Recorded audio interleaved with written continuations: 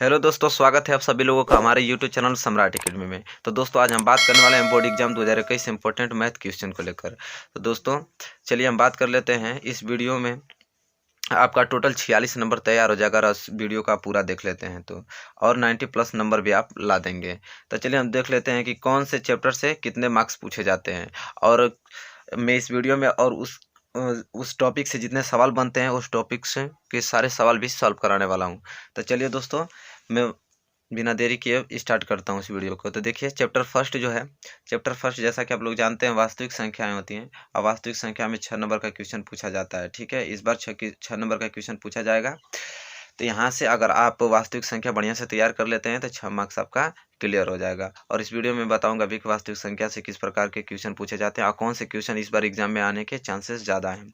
चलिए अब चैप्टर तीसरा देख लेते हैं, क्योंकि दोस्तों चैप्टर दूसरा आपका बहुपद कट गया है। तो चैप्टर तीसरा है दो चर वाले रैखिक समीकरण तथा युग्म। इससे 4 अंक के नंबर पूछे जाते हैं। ये भी मैं डिस्कस करने वाला हूँ कि कौन सा क्वेश्चन किस कैटेगरी का पूछेगा एग्जाम में इस बार।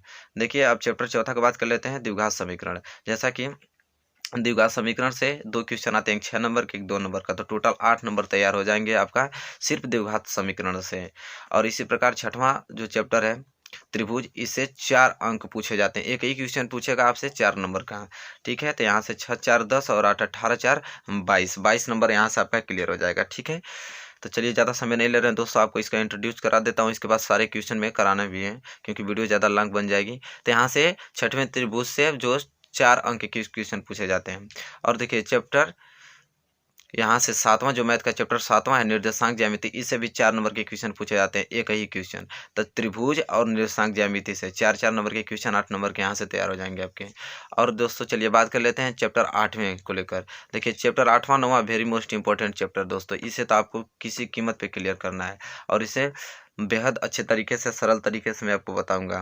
ठीक है, तो देखिए त्रिकोणमिति का परिचय चैप्टर जो 8वां है, इससे 12 अंक के क्वेश्चन आते हैं। ठीक है, और त्रिकोणमिति का कुछ अनुप्रयोग जो चैप्टर 9वां है, इससे आपका 6 अंक का आता है। तब 12 6 18 और दोनों चैप्टर को तैयार कर लेते हैं तो 18 नंबर यहाँ से आपका क्लियर हो जाएगा। और चैप्टर 10वां जो वृत्त है, ये 2 अंक का पूछा जाता है। तो मतलब दोस्तों इस वीडियो में मैं चैप्टर 10 तक लेकर आया हूँ और आगे भी वीडियो प्रोवाइड करूंगा आप लोगों को। तो इस वीडियो को आपको टोटल 46 अंक आपको मिल जाएंगे अगर आप वीडियो अच्छे से देख लेते हैं और इसका नोट्स तैयार कर लेते हैं। ठीक है, वही क्वेश्चन दोस्तों मैं बताऊंगा जो कि एग्जाम में 100% वही आएगा ही आएगा। ठीक है, तो इस वीडियो को आप शुरू से लेकर लास्ट तक देखें। तो चलिए बिना समय गवाए चलते हैं और हम स्टार्ट करेंगे चैप्टर फर्स्ट। और वास्तविक संख्या से जो 6 नंबर का क्वेश्चन पूछा जाता है उसे तैयार करेंगे।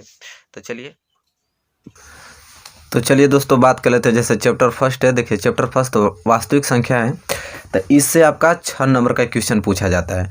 अब रही बात कि वास्तविक संख्या में से कौन से क्वेश्चन आपके एग्जाम में आएंगे। ठीक है, तो जैसा कि क्वेश्चन मैंने फर्स्ट यहाँ पे उठाया हूँ, इस प्रकार के क्वेश्चन आपके पूछे जाते हैं एग्जाम में, इस बार पूछेगा भी। ठीक है, तो इस प्रकार के क्वेश्चन इसमें से एक ही क्वेश्चन करने होते हैं, आपको 2 अंक के मिलेंगे। ठीक है, अगर ये आप क्वेश्चन कर लेते हैं तो 2 अंक आपका क्लियर हो जाएगा। ठीक है, 6 नंबर में से आप 2 नंबर यहाँ से आपको प्राप्त हो जाएगा बस इस क्वेश्चन से। तो यहाँ पे 3 क्वेश्चन मैंने उठाया हूँ, एक क्वेश्चन बताऊंगा और 2 क्वेश्चन के प्रैक्टिस के लिए भी मैं दिया हूँ यहाँ पे, ताकि आप प्रैक्टिस करके क्लियर कर सके कि हाँ इस प्रकार क्वेश्चन किस प्रकार लगाए जाते हैं। ठीक है, तो चलिए बहुत शांतिपूर्वक समझिए क्योंकि ये आपके एग्जाम में क्वेश्चन आने वाले हैं। ठीक है, तो इसे जितना अच्छे से आप समझ लेंगे एग्जाम में उतना बेहतर आप कर पाएंगे। ठीक है, तो चलिए एग्जाम में आने वाले क्वेश्चन ये सब वेरी मोस्ट इंपॉर्टेंट है। तो चलिए क्वेश्चन को पढ़ते हैं। देखिए क्वेश्चन ये है कि निम्नलिखित संख्याओं का एचसीएफ ज्ञात करने के लिए यूक्लिड विभाजन एल्गोरिथम का प्रयोग कीजिए। ठीक है, जैसा कि दोस्तों आपके स्कूल में चाहे आप कोचिंग में पढ़े होंगे, इन सारी चैप्टरों को भी पढ़ेंगे, बस आप लोग ये नहीं जानते थे कौन से क्वेश्चन आने वाला है। तो आप इस प्रकार के क्वेश्चन को कर लेंगे। अब मैं सॉल्व करके भी बता रहा हूँ आपको किस प्रकार क्वेश्चन सॉल्व किया जाता है। कह रहा है कि एचसीएफ ज्ञात कीजिए किस विधि से, तो यूक्लिड विभाजन एल्गोरिथम से। तो जैसा कि दोस्तों आप लोग जानते हैं कि यूक्लिड विभाजन एल्गोरिथम क्या होता है, तो यहाँ पे मैं सॉल्यूशन लिखता हूँ, बताता हूँ किस प्रकार इस प्रकार क्वेश्चन सॉल्व किए जाते हैं। तो देखिए यूक्लिड विभाजन एल्गोरिथम क्या कहता है जैसा कि आप यहाँ पे 10 है, 10 में आप 3 का भाग दे रहे हैं। ठीक है, चाहे 4 का भाग दे रहे हैं, यहाँ 4 लिख लीजिए, 4 का भाग दे रहे हैं तो 4 दूनी के 8, तो कितना बचा है आपका शेषफल 2।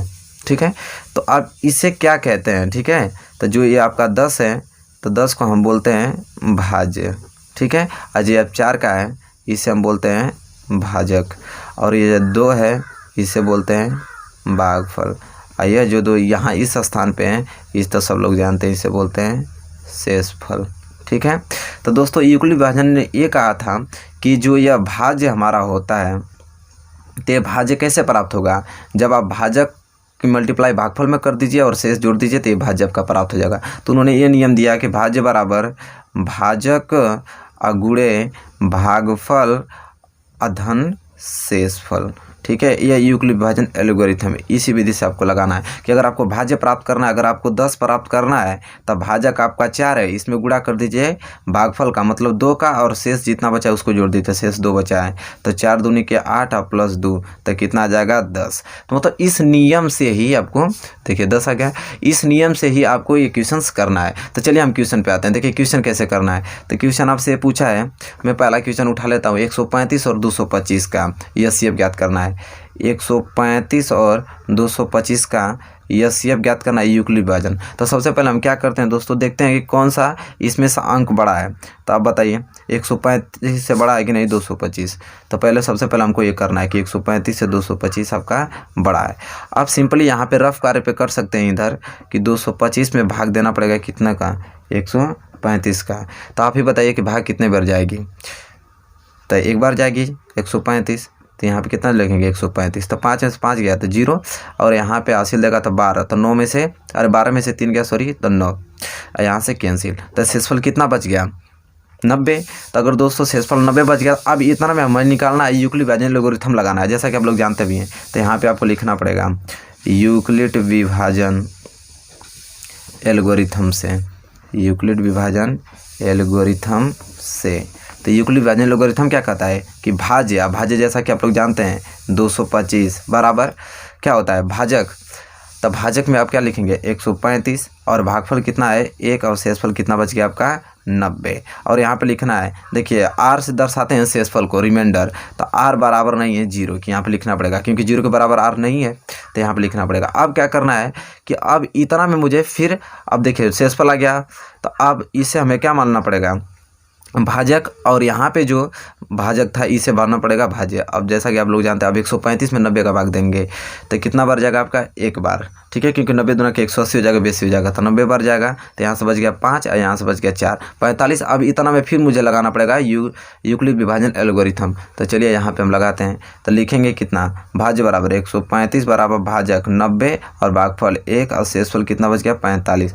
यहाँ भी लिखेंगे कि आर जो है 0 के बराबर नहीं है। तो दोस्तों अब क्या करना है कि अब इतना में मुझे लगाना पड़ेगा, तो 45 में मुझे कितना, 90 में कितना का भाग देना पड़ेगा 45 को। तो 45 दूने क्या हो जाएगा 90। अब यहाँ से कट गया, शेषफल कितना गया 0। अब इतना में लगाना पड़ेगा, तो क्या लिखेंगे भाज्य बराबर 90 बराबर भाजक 45 और भागफल 2, और शेषफल कितना बच गया 0। यहाँ पे अब तो बार बराबर 0 लिखेंगे, क्योंकि शेषफल आपका 0 आ गया। तो दोस्तों यहाँ से एचसीएफ निकालना है। तो जिस संख्या से अगर आप भाग दे रहे हैं और शेषफल क्या आ जा रहा है आपका 0 आ रहा है, तो वही संख्या आप इन दोनों का क्या कहलाती है, एचसीएफ कहलाती है। तो अब लिखना पड़ेगा कि एचसीएफ 135 और 225 का कितना आ गया, तो 45। ये हो जाएगा आपका आंसर। तो दोस्तों एग्ज़ाम में आपको, देखिए मैं बता रहा हूँ कि एग्ज़ाम में कैसे करना था। आपको एग्ज़ाम में यहाँ से उठाना है, और ये सारी प्रक्रिया जो मैं किया हूँ ऐसे ही आपको एग्जाम करना, और ये आपका साइड से रफ कार्य रहेगा। आपको एग्जाम में इतना करना है, अगर इतना आप कर देते हैं तो 2 नंबर आपका क्लियर हो जाएगा। ठीक है, तो दोस्तों 2 अंक आप यहाँ से, उम्मीद करता हूँ कि क्वेश्चन भी आपको अच्छे तरीके से समझ में आ गया होगा, आप कर भी लेंगे। तो 2 क्वेश्चन यहाँ से तैयार हो जाएंगे, 100% आएंगे दोस्तों। इस प्रकार से फिक्स रहता है, ये नहीं आएगा लेकिन इसके जैसा आएगा, चाहे आ जाए चाहे उदाहरण का ही दे दे, लेकिन आएगा जरूर। ठीक है, तो 2 अंक। तो दोस्तों घर पर आप ईमानदारी से इन दोनों क्वेश्चनों को प्रैक्टिस कीजिए ताकि आपका 2 नंबर क्लियर हो सके। तो चलिए दोस्तों यहाँ से 6 में से 2 मार्क्स तैयार हो गया। चलिए 4 मार्क्स और बचे हुए, उसके बारे में डिस्कस कर लेते हैं कि वास्तविक संख्या से वो क्वेश्चन किस प्रकार आते हैं। चलिए तो क्वेश्चन नंबर दूसरा कर लेते हैं। देखिए यह जो क्वेश्चन है वेरी मोस्ट इंपॉर्टेंट क्वेश्चन है। इस प्रकार के क्वेश्चन आपके एग्जाम में आते हैं, जैसा कि आप लोग जानते हैं। नहीं तो मैं आपको सबूत के तौर पर दिखा भी देता हूँ। देखिए ये 2020 का पेपर है, और देखिए किस प्रकार के क्वेश्चन इस ढंग से पूछे गए हैं कि नहीं पूछे गए हैं। कोई भी प्रयोग, देखिए यहाँ पे ये दिया है कि सिद्ध कीजिए कि 3 कड़ी में 2 एक अपरिमेय संख्या है। इस प्रकार के क्वेश्चन पूछेंगे आपके एग्जाम में। ठीक है, तो चलिए देख लेते हैं। तो देखिए इसी कैटेगरी का आएगा, और कितने नंबर का, 4 नंबर का। ठीक है दोस्तों, तो 4 नंबर का। तो जैसा कि आप देख पाएंगे तो कितने नंबर का है, तो 4, तो 2 मार्क्स ऐड। 4 अंक के पूछे जाएंगे। तो ये वेरी मोस्ट इंपॉर्टेंट है, इसे आपको अच्छे तरीके से तैयार करके जाना है। ठीक है, तो चलिए मैं बता देता हूँ किस प्रकार इस प्रकार के क्वेश्चन सॉल्व किए जाते हैं। इससे पहले दोस्तों कुछ बातें आपको याद होंगी, तभी आप क्वेश्चन को कर पाएंगे। जैसा कि जैसे मैं पी मान लेता हूँ, पी कोई अभाज्य संख्या है। ठीक है, पी कोई अभाज्य संख्या है, और कोई ए मान लेता हूँ जो कि कोई धनात्मक संख्या है, धनात्मक संख्या। ठीक है, धनात्मक संख्या। अब हम पी का भाग देंगे ए में, तो अगर पी का भाग दे रहे हैं ए से और ये क्या हो जा रहा है, विभाजित हो जा रहा है। बात को समझिएगा ध्यान से। अगर हम पी का भाग दे रहे हैं ए में और यह क्या हो जा रहा है, विभाजित हो जा रहा है, तो अगर इस ए का मैं स्क्वायर भी कर दूं तो ए का स्क्वायर भी पी से क्या हो जाएगा, विभाजित हो जाएगा। ठीक है, तो यह कंसेप्ट आपको पकड़ के चलना है। ठीक है, ये क्लियर होना चाहिए। चलिए अब साइड में आपको बताते हैं किस प्रकार सॉल्व करना। तो यहाँ से आपको मैं सॉल्व हेडिंग डाल देता हूँ। देखिए किस प्रकार सॉल्व करना होता है इस प्रकार क्वेश्चनों को। तो दोस्तों ये चीज़ होता है, इसमें यह होता है कि अगर दिया है कि सिद्ध कीजिए कि कड़ी 5 एक अपरिमेय संख्या है, तो इसका हमें क्या मानना पड़ता है, विपरीत मानना पड़ता है। हम मानेंगे कि माना करणी 5 एक क्या है, परिमेय संख्या है। अगर परिमेय रहेगा तो अपरिमेय मानेंगे, अपरिमेय रहेगा तो परिमेय मानेंगे सिद्ध करने के लिए। ठीक है, तो हल में क्या लिखेंगे हम कि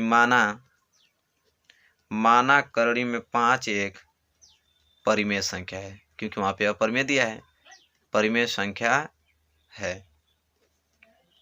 और यहाँ पे लिख भी देंगे जो दिए गए के क्या है, विपरीत है, जो दिए गए के विपरीत है। ठीक है, तो जैसा कि अब हम करणी 5 को परिमेय संख्या मान लिया। परिमेय संख्या आप लोग जानते हैं कि ए बाई बी में लिखते हैं, अब बी 0 के बराबर नहीं होता है, तो हमें क्या करना पड़ेगा, तब करणी 5 को हम परिमेय मान लिए हैं तो ये ए बाई बी के क्या हो जाएगा, बराबर हो जाएगा। हुआ कि नहीं। और जहाँ अपरिमेय संख्या आप लोग जानते भी हैं कि परिमेय संख्या में जो ए बाई बी होता है वो क्या होता है, सभाज्य संख्या होता है। तो जहाँ ए यहाँ पे लिख देंगे तथा बी सहभाज्य है। ठीक है, सभाज्य। और सभाज्य जैसे जानते हैं, सभाज्य में ये होता है कि इन दोनों का एचसीएफ क्या आएगा, 1। जिन दो संख्याओं का एचसीएफ अगर 1 आ जाएगा तो समझिए कि वो दोनों संख्याएं सभाज्य होंगी और वो भी परिमेय संख्या ही कहलाती हैं। ठीक है, तो यहाँ 5 बराबर ए बाई बी हो गया। तो हम क्या कर सकते हैं, बी का गुणा 5 में करेंगे तो क्या हो जाएगा, बी का गुणा करड़ी में 5 में, तो करड़ी में 5 बी बराबर क्या हो जाएगा, ए हो जाएगा। अब क्या करना है हमें, यहाँ पे ध्यान से देखिए, तो लिखना हमें दोनों तरफ वर्ग करने पे, दोनों तरफ वर्ग करने पर। अब दोनों तरफ वर्ग करना है तो वर्ग करेंगे तो ये क्या हो जाएगा, करड़ी में 5 बी का होल स्क्वायर, इसका ए स्क्वायर। तो कड़ी में 5 का होल स्क्वायर करने, देखिए कड़ी में 5 के स्क्वायर का मतलब ये चीज होता है दोस्तों, कड़ी में 5 गुणे कड़ी में 5, तो 5 से 5 में गुणा होता है तो ये 5 हो जाता है, कड़ी क्या हो जाती है, हट जाती है, यहाँ से सिर्फ 5 होता है। ठीक है, तो ये क्या हो जाएगा 5। अब बी का स्क्वायर मतलब बी स्क्वायर, यहाँ पे ए स्क्वायर। तो दोस्तों इस समीकरण नंबर क्या मान लेंगे, 1 मान लेंगे। अभी दोस्तों मैंने यहाँ पे बात किया था कि अगर ए का भाग पी में दे रहे हैं, पी इसको विभाजित कर दे रहा था, इसका ए का स्क्वायर भी पी से क्या कर देगा, विभाजित कर देगा। इस प्रकार यहाँ पे ये हो जाएगा कि जो ए स्क्वायर है वो 5 को क्या कर देगा, विभाजित कर देगा। तो ए स्क्वायर 5 से क्या हो गया, विभाज्य है। तो ए स्क्वायर 5 से क्या हो गया, विभाज्य। लिख सकते हैं कि नहीं, इसके कंडीशंस हैं। ठीक है, तो तब ए स्क्वायर 5 से विभाज्य हो गया, तो इसलिए ए से भी क्या हो जाएगा, 5 विभाज्य हो जाएगा। ए 5 से भी विभाज्य हो जाएगा, तब इसका स्क्वायर से विभाज्य हो गया तो संख्या से विभाजित हो जाएगा। तो ए 5 से विभाजित हो गया, तो यहाँ से कंडीशन बन गया। ठीक है, अब करना क्या है हमें यहाँ पे कि ए बराबर इस बी को हटाने के लिए नियतांक मानने पड़ेगा। तो यहाँ 5 और बी की जगह मैं क्या लिखूंगा, बी स्क्वायर जगह क्या लिखूंगा, यम, एक नियतांक। तो ए बराबर क्या हो जाएगा, 5 यम। तब दोस्तों ए बराबर 5 हो गया, और यम जहाँ पे क्या है, कुछ भी लिख सकते हैं, जहाँ यम एक क्या है, पूर्णांक है, क्योंकि कोई भी संख्या पूर्णांक होती है तो यम एक क्या है, पूर्णांक है। तब ए बराबर 5 यम आ गया, और यम को आपने क्या मान लिया, एक पूर्णांक मान लिया। अब करना है आपका कि ए बराबर जो 5 यम है उस समीकरण 1 में रखने पे। देखिए दोस्तों कुछ बड़ा क्वेश्चन है, इसलिए 4 नंबर का आपसे पूछा है। ठीक है, तो इसे आपको तैयार करके जाना है। तो ये बराबर 5 हम समीकरण 1 में रखने पे, और समीकरण 1 क्या था, 5 स्क्वायर बराबर ए स्क्वायर, समीकरण 1 यही था। तब ए जहाँ हमको 5 एम रख देना था, 5 स्क्वायर बराबर ए का स्क्वायर, तो मतलब 5 एम का स्क्वायर यही होगा। तो यहाँ से क्या हो जाएगा, 5 बी स्क्वायर बराबर 25 एम स्क्वायर, यही हुआ कि नहीं। अब यहाँ से 500 कटा सकते हैं, तो बी स्क्वायर बराबर 5m स्क्वायर। अब यहाँ पे देखिए बी बराबर क्या गया 5m स्क्वायर, तो बी बराबर 5m स्क्वायर गया। तो यहाँ से कंडीशन क्या लगा कि बी स्क्वायर 5 से क्या हो गया विभाजित, जैसे वहाँ पे ए स्क्वायर 5 से विभाजित हो रहा था, इसी तरह बी स्क्वायर भी 5 से विभाजित हो गया। और तब बी स्क्वायर 5 से विभाजित हो गया, तो बी से भी 5 विभाजित हो जाएगा, तभी 5 से विभाजित हो गया। जैसे वहाँ पे ए से विभाजित हो रहा था, तभी 5 से विभाजित हो गया। ठीक है, तभी 5 से विभाजित हो गया। तो एक कथन आपका क्या हो गया बी, और जो ए से विभाजित हो रहा था यहाँ पे, इसे कथन आप क्या मान लीजिए बी मान लीजिए। अब कथन ए और बी से, कथन ए और बी से, तो कथन ए और बी से क्या हो जाएगा कि 5 इसमें विभाजित हो रहा है, 5 इसमें भी, तो मतलब कि 5 एक क्या हो गया उभयनिष्ठ हो गया, 5 एक उभयनिष्ठ गुणनखंड हो गया, उभयनिष्ठ गुणनखंड हो गया। ठीक है, इसलिए ए तथा बी सभाज्य होंगे, सभाज्य होंगे। ठीक है, तो ए तथा बी सभाज्य होंगे, जो कि पूर्णांक नहीं है। ठीक है, जो कि पूर्णांक नहीं है। तो अब आपको क्या कर देना है यहाँ पे कि करड़ी में 5 एक, तब यहाँ से देखिए ए बाई बी है और 5 इसका भी फैक्टर हो गया, 5 इसका भी फैक्टर हो गया। और सभाज्य क्या हो सकता है कि किसी का फैक्टर नहीं, ये शेप क्या आना चाहिए एक आना चाहिए, एक फैक्टर नहीं होना चाहिए। आइए 5 का फैक्टर हो गया, तो इसलिए प्रूफ हो गया कि ए बाई बी यहाँ पे सभाज्य नहीं है। ठीक है, यहाँ पे सभाज्य ए बाई बी होता है सभाज्य, क्योंकि परिमेय संख्या होती है, लेकिन यहाँ पे निकालने पे यहाँ पे 5 फैक्टर आ गया, इसलिए ए तथा बी सभाज्य संख्या नहीं है। तब ए बाई बी सभाज्य संख्या नहीं है तो परिमेय संख्या हो नहीं सकती, इसलिए कड़ी में 5 एक क्या हो गया अपरिमेय संख्या हो गया, इसलिए कड़ी में 5 एक अपरिमेय संख्या हो यहाँ पे। फिर हैंस प्रूफ लिख सकते हैं कि सिद्ध हो गया ये चीज़ें। ठीक है, तो इस प्रकार से आपको क्वेश्चन को करना है। तो चलिए दोस्तों रिवीजन के तौर पे मैं बता देता हूँ। देखिए यहाँ पे सिद्ध कीजिए कड़ी में 5 एक अपरिमेय संख्या, तो आपको मानना क्या है, इसका विपरीत मानना है कि माना कड़ी में 5 एक अपरिमेय संख्या नहीं है, जो दी गई कि क्या है विपरीत है। तो परिमेय आप मान लिए हैं, तो कड़ी में 5 बराबर ए बाई बी हो गया। यहाँ से बी का प्रस्थान कीजिए, अब वर्क करके आपने यहाँ पे पहला समीकरण निकाल दिया, तभी स्क्वायर 5 से विभाजित है, तो यहाँ ए भी 5 से विभाजित हो गया।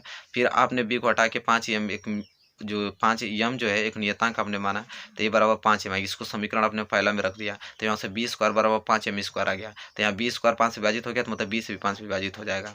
तब दोनों इसमें 5 विभाजित था, ये भी 5 विभाजित, तो फैक्टर हो गया, तो 5 गुणनखंड आ गया। तब इसमें से उभयनिष्ठ गुणनखंड आ गया दोस्तों, तो जाहिर सी बात है कि परिमेय संख्या हो नहीं सकती, क्योंकि उसमें सभाज्य होता है, इसलिए आप कह सकते हैं यहाँ पे, इसलिए कड़ी में 5 क्या है अपरिमेय संख्या है। तो इस प्रकार के क्वेश्चन आते हैं। तो दोस्तों इस वीडियो को आपको अच्छी तरीके से देख के आपको समझ लेना है, 100% किसी कीमत पे आपको समझना है इस क्वेश्चन को, क्योंकि ये क्वेश्चन आएगा तो आएगा, चाहे यहाँ पे करड़ी में 5 दे दे, चाहे आपको वहाँ पे दिया था 3 करड़ी में 2 दिया था, चाहे करड़ी में 7 दे दे, कुछ भी दे दे, चाहे परिमेय दे चाहे अपरिमेय, आपको इसी कैटेगरी से लगाना है। अपरिमेय देगा तो परिमेय मानना है, परिमेय देना तो अपरिमेय, बाकी अब पूरी सोल्यूशन आपको इसी ढंग से करना है। आई क्लियर है कि आएगा, इसको आपको तैयार कर लेना है। तो चलिए इसी के साथ देखिए 4 नंबर यहाँ से या 2 नंबर, तो 6 नंबर आपका बिल्कुल यहाँ से क्या हो गया आपका तैयार हो गया। 2 क्वेश्चन दोस्तों इस बार हमको लगता है कि कुछ चैप्टर्स कटे हैं, तो 2 नंबर के क्वेश्चन और आ सकते हैं इस चैप्टर से। चलिए उसको भी डिस्कस कर लेते हैं। तो चलिए दोस्तों अब इसको बात कर लेते हैं। देखिए ये क्वेश्चन है, इस क्वेश्चन के भी क्वेश्चन आपके एग्जाम में आते हैं, क्वेश्चन 2 मार्क्स के। ठीक है, तो 4 नंबर को क्वेश्चन में डिस्कस किया हूँ, 2 नंबर पहले का था, 4 2 6 और 2 नंबर ये, तो 8 नंबर आपका क्लियर हो जाएगा सिर्फ परिमेय संख्या पहले चैप्टर से। और ज़्यादा आपको मेहनत नहीं करनी है, बस जो वीडियो में आपको बताया हूँ बस वही आपको इतना क्लियर करके जाना है और थोड़ी प्रैक्टिस करनी है। ठीक है, और आपका क्लियर हो जाएगा 8 नंबर। तो चलिए बात कर लेते हैं। देखिए यहाँ पे दिया है कि बिना लंबी विभाजन प्रक्रिया के बताइए कि निम्नलिखित परिमेय संख्या के दशमलव प्रसार, परिमेय संख्या के दशमलव प्रसार शांत है या अशांत आवर्ती, भाग नहीं देना है आपको। ठीक है, शांत है कि अशांत आवर्ती, जैसा कि शांत आप लोग जानते हैं कि शांत आवर्ती किसे कहते हैं, शांत आवर्ती एक होता है, एक अशांत आवर्ती आप लोग पढ़ेंगे। जैसे अगर मैं 10 में अगर 2 का भाग दे रहा हूँ तो 2 5 है 10, शेषफल कितना गया 0, जिसमें अगर शेषफल 0 आ जा रहा है समझ लीजिए क्या है शांत है। ठीक है, जैसे कि अब 10 में मैं 3 का भाग दे रहा हूँ तो 3 लेके 9, यहाँ पे शेषफल क्या गया 1 आ गया, तो ये क्या आ जाएगा अशांत आवर्ती। ठीक है, देखिए 0 आ जाता है तो शांत आवर्ती होने लगता है। मतलब हमको मालूम चाहिए 0 कैसे बनता है, 2 गुणे 5 5 दूनी के 10, 2 और 5 के फैक्टर से क्या होता है 0 लास्ट में निकलता है। तो इसका नियम भी होता है दोस्तों, जैसा आप लोग जानते हैं कि एक ऊपर अंश और एक क्या होता है हर। और किसी भी संख्या अगर भिन्न कोई है अंश और हर में, अगर हर 2 पे पावर m और 5 पे पावर n अगर इस फैक्टर का अगर आ जा रहा है तो समझ लीजिए कि वो क्या है, शांत है, और नहीं आया तो समझ लीजिए क्या है, अशांत है। ये कंसेप्ट आपको लेकर चलना है, ठीक है। और एक नियम आपको बता देता हूँ, जैसे यम है, यम पे पावर अगर 0 का मान क्या होता है, हमेशा 1 होता है। जैसे कि यहाँ पे अगर 2 पे पावर 0 दे दूँ तो 2 पे पावर 0 का वैल्यू क्या हो जाएगा, 1 हो जाएगा। इसी तरह 18 पे 0 इसका वैल्यू भी क्या आ जाएगा, 1 आ जाएगा। इतना चीज़ अगर आपको याद है, ठीक है, तो आप क्लियर कर लेंगे इस क्वेश्चन को आराम से। तो कह रहा है कि चलिए पहला क्वेश्चन उठाता हूँ। यहाँ पे मैंने 4 क्वेश्चन दिया हूँ, एक क्वेश्चन डिस्कस करूँगा, बाकी तीनों आपको अपने से लगाना है। पहला क्वेश्चन डिस्कस कर रहा हूँ, कह रहा है कि 13/3125 ये क्या है, शांत आवर्ती है क्या, शांत आवर्ती है। सबसे पहले क्या करना पड़ेगा हमें कि जो हर है इसका मुझे एलसीएम लेना पड़ेगा। तो 3125 का मुझे एलसीएम लेना पड़ेगा। तो 5 से कटेगा तो 5 6 30, 5 दूनी के 10 5 25। फिर 5 से कटेगा तो 5 एकम 5, 5 दूनी के 10 5 25। फिर 5 से कटाएंगे तो 5 दूनी के 10 5 25। फिर 5 से कटाएंगे 5 25 और 5 से कट गया, ठीक है। तो यहाँ पे हमको क्या दिखाई दे रहा है कि 1 2 3 4 5, मतलब 5 पे पावर क्या दिखाई दे रहा है, 5 दिखाई दे रहा है। तो हम 13 को क्या लिख सकते हैं, 13/3125 को क्या लिख सकते हैं, 5 पे पावर 5, ठीक है। तो दोस्तों अब मैं क्या बताया हूँ कि अगर 2 पे पावर m और 5 पे पावर n रहेगा तो क्या होगा, शांत। तो देखिए 5 पे पावर n आपका पूर्णांक संख्या हो सकता है। तब 5 हो गया, देखिए 5 पे पावर 5। अब 2 पे पावर m नहीं है तो 2 पे पावर भले m नहीं है तो दोस्तों 2 पे पावर m हम बना सकते हैं कि नहीं, इसमें हम इंटू में नहीं लिख सकते हैं। 2 पे पावर 0 है, 2 पे पावर 0 नहीं लिख सकते हैं। 2 पे पावर 0 का वैल्यू 1 होता है। यहाँ पे मैंने लिखा हूँ 2 पे पावर 0 का वैल्यू 1 होता है। तब 1 का गुणा इतना हम करेंगे तो इतना ही आएगा, कोई फर्क भी नहीं पड़ेगा। अब 5 पे पावर m और 2 पे पावर n क्या होता है, पूर्णांक संख्या। तो 0 भी आपका क्या है, उसी में आ जाएगा। पूर्ण संख्या इसी में, पूर्णांक में पूर्ण संख्या और वास्तविक संख्या सभी आ जाती हैं। तो ये हो गया कि नहीं, 2 पे पावर n और 5 पे पावर m। तो इसलिए कौन सा आवर्ती हो जाएगा, शांत आवर्ती हो जाएगा, शांत आवर्ती, ठीक है। तो इस प्रकार से क्वेश्चन आपके एग्जाम में पूछे जाते हैं और आप आसानी से इस क्वेश्चन को क्या कर लेंगे। चलिए एक क्वेश्चन और मैं डिस्कस लूँ ताकि आपको पूरा क्लियर हो सके। देखिए क्वेश्चन दूसरा है, क्वेश्चन दूसरा क्या है, 17/8। अब 17/8 है तो 8 को मुझे एलसीएम लेना पड़ेगा। तो 2 चौक को 8, 2 दूनी के 4, 2 एकम 2। तो 17/8 को मैं क्या लिख सकता हूँ, 2 पे पावर 3। अब 2 पे पावर 3 आ गया। अब 5 के फैक्टर नहीं तो मैं 5 पे पावर 0 नहीं लिख सकता हूँ। 5 पे पावर 0 का वैल्यू 1 हो गया। 1 की मल्टीप्लाई इतना करेंगे तो इतना होगा, कोई फर्क भी नहीं पड़ेगा।